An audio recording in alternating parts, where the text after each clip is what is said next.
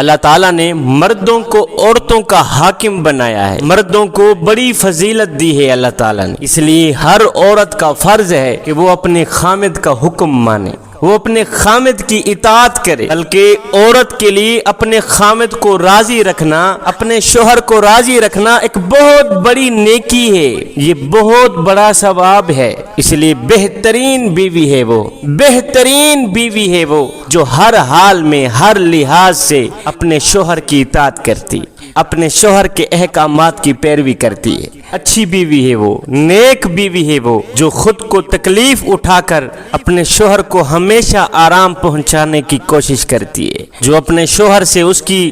آمدنی سے زیادہ مطالبہ نہ کرے اور جو مل جائے اس پر ہی صبر کر کے وقت گزارے، زندگی گزارے، ایسی بیوی بہترین بیوی۔ نیک بیوی کی، بہترین بیوی کی سب سے بڑی علامت یہ ہے کہ جو اللہ رزق پہنچا دے اس پر راضی ہو جائے، اپنے شوہر سے زیادہ پیسوں کا مطالبہ نہ کرے، زیادہ ضرورتوں کا مطالبہ نہ کرے، وہ بہترین بیوی ہے، وہ نیک سیرت بیوی ہے جو اپنے شوہر کے سوا کسی اجنبی پر نگاہ نہ ڈالے اور کسی غیر مرد کی نگاہ کو اپنے اوپر نہ پڑنے دے، بہترین بیوی ہے وہ، یعنی شرعی پردے کی حفاظت کرے اور اپنے شوہر کی عزت اور ناموس کی بھی حفاظت کرے اور مشکل وقت میں اپنی جانی اور مالی قربانی کے ساتھ ساتھ اپنے شوہر کے ساتھ اپنی وفاداری کا ثبوت دے۔ ایسی بیوی بہترین بیوی ہے، ایسی بیوی نیک بیوی ہے، شوہر کے مال مکان سامان اور خود اپنی ذات کو شوہر کی امانت سمجھ کر اس کی ہر چیز کی حفاظت کرتی ہے، وہ بہترین بیوی ہے،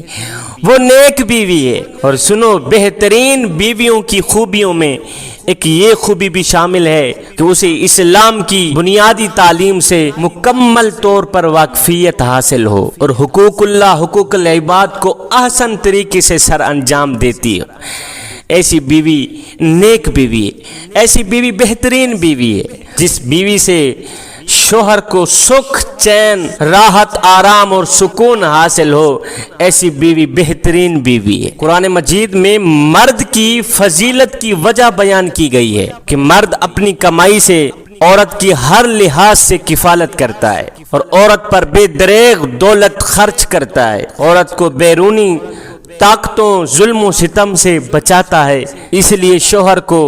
برتری حاصل ہے۔ عورتیں دراصل انسانی جنس ہی سے پیدا کی گئی ہیں اور مردوں کی دل جوئی کے لیے ہی بنائی گئی ہیں کہ مردوں کو ان سے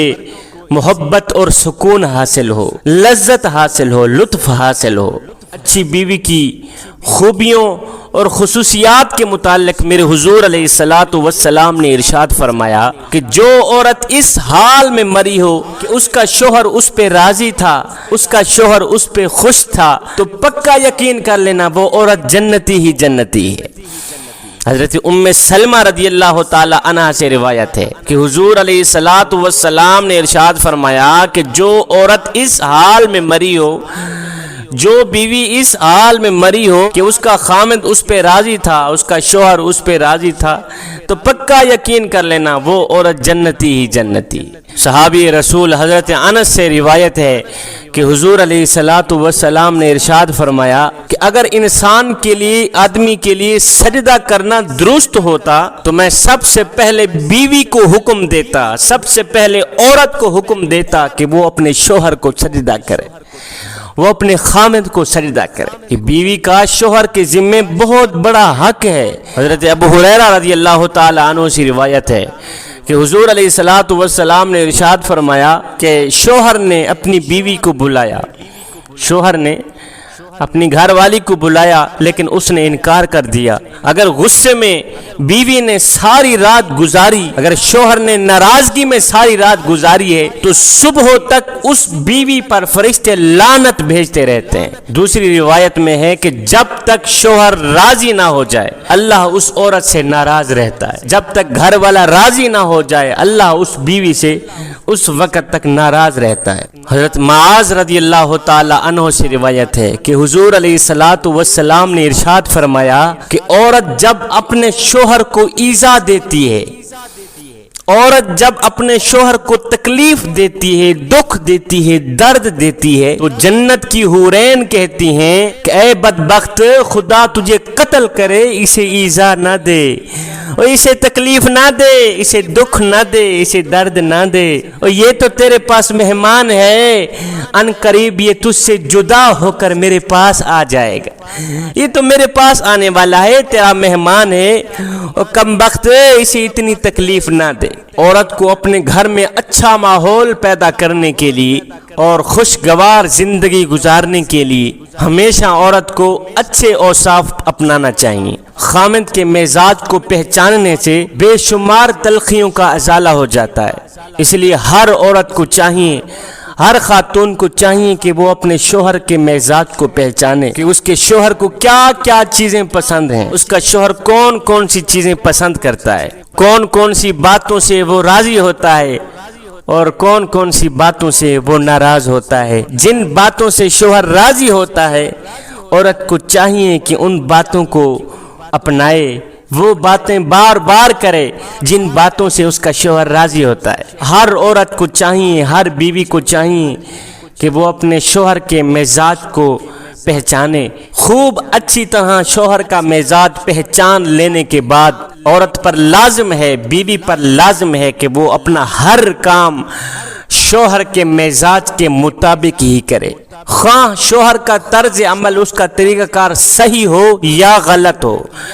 लेकिन बीवी को चाहिए कि वो अपना हर काम उस अंदाज से करे जो अंदाज उसके शोहर को पसंद है।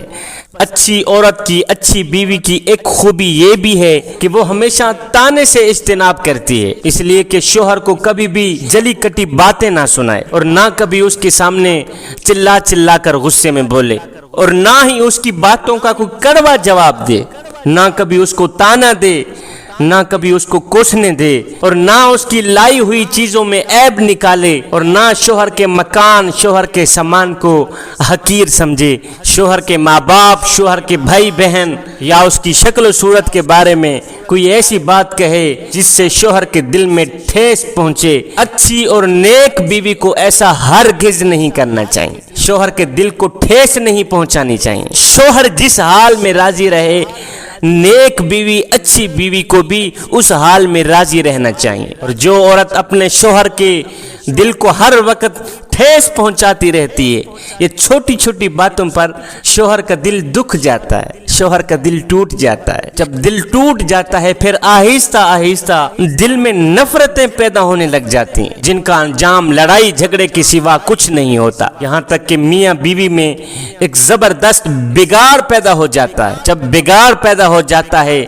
तो फिर उसका नतीजा ये निकलता है या तो तलाक की नौबत आ जाती है या बीवी अपने मेके बैठे रहने पे मजबूर हो जाती है। अगर शोहर को औरत की किसी बात पर गुस्सा आ जाए तो बीवी को चाहिए, औरत पर लाजिम है कि उस वक्त खामोश रहे, खामोशी इख्तियार करे। उस वक्त बीवी हरगिज कोई ऐसी बात ना बोले जिससे शोहर का गुस्सा और ज्यादा बढ़ जाए। अगर औरत की तरफ से, बीवी की तरफ से कोई कसूर हो जाए